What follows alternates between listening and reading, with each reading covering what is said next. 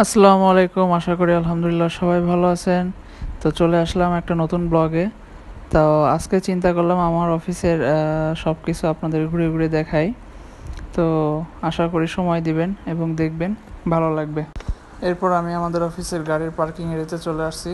আর নাজমুল ভাইকে বলা মাত্রই সেই গাড়িটি স্টার্ট দিল। এরপরে নাজমুল ভাইকে জিজ্ঞাসা করলাম কী অবস্থা, কেমন আছেন, কেমন দিনকাল চলতেছে। এরপর সে গাড়ি নিয়ে চলতে লাগলো। আমি পাশ থেকে একটু ভিডিও করতেছিলাম। তো সামনে দেখতেছেন এটা ফায়ার স্টেশন রুম ছিল, আর এই বাম পাশে যেটা দেখতে পাচ্ছি এটা হচ্ছে স্টিম টারবাইন জেনারেটর, আর তার সামনে একটা চিমনি ছিল আমাদের প্লান্টের। তো গাড়িটি আস্তে আস্তে চলতে লাগলো এবং দুজনে কথা বলতে লাগলাম ভালো মন্দর বিষয়ে। তো আজকের পরিবেশটা খুবই ভালো ছিল। তো যেতে যেতে একটা গল্প শেয়ার করি, সেটা হচ্ছে যে পৃথিবীতে আসলে কোনো জিনিসই স্থায়ী নয়, সাথে মানুষের সমস্যাগুলোও হয়তো একদিন সেই সমস্যাগুলো চলে যাবে, কিন্তু শুধু মনে থাকবে ওই সময়ের ঘটনাগুলো।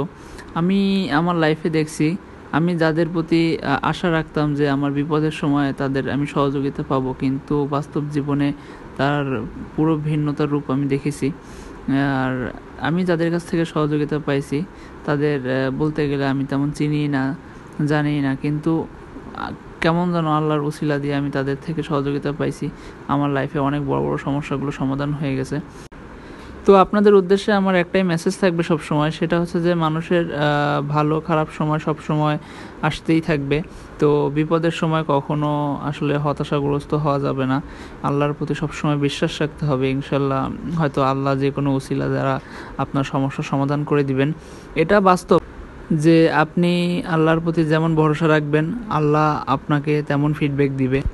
তো দেখতে দেখতে চলে আসলাম কোলশেডের পাশেই। আমার বাম পাশে যেটা দেখতেছেন এটা এখানে কয়লা জমা রাখে, বাইরে থেকে যখন জাহাজে করে কয়লা আসে এর ভিতরে কয়লা জমা রাখে, এখান থেকেই কয়লা নিয়ে আপনার বিদ্যুৎ উৎপাদন করা হয়। এরপরে চলে আসলাম আমাদের লাস্ট গেট, এটা হচ্ছে এই প্লান্টের পিছনের দিকে আর কি। এই গেটটা হবে, পরে এই গেটটা ক্লোজ হয়ে যাবে, এখন আপাতত খোলা রাখছে ওই প্লান্টের কাজের জন্য।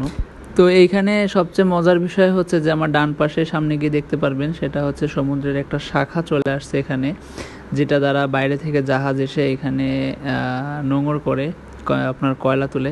এই পাশে দেখবেন যে সামনে কোলিয়ার্ড আছে, আর এখানে আছে কোল জেটি, যেটা দ্বারা আপনার জাহাজের মধ্যে থেকে কয়লা তুলে আর কি।